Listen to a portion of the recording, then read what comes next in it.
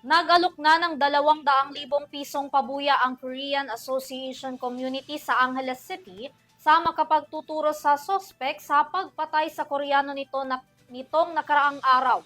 Tunghayan ng report mula kay Mia Layagi.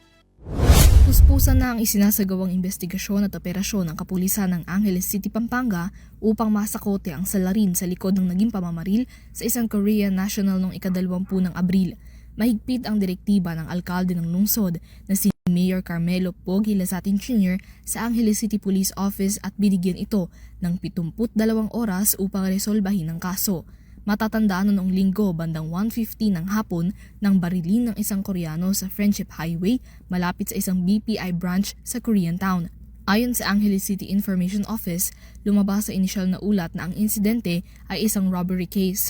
Naisugod pa ang biktima sa ospital ngunit binawian na rin ng buhay kalaunan.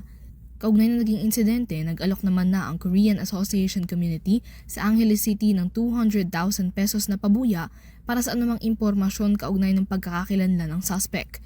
Hinihikayat na rin ng mga otoridad ang publiko na huwag mag-atubiling i-report sa mga kapulisan ang anumang lead at impormasyon na maaaring makatulong sa pagtukoy at paghuli sa nasa likod ng naging pagpaslang. Para sa EuroTV News, Mia Layagin, sumasaludo sa bawat Pilipino.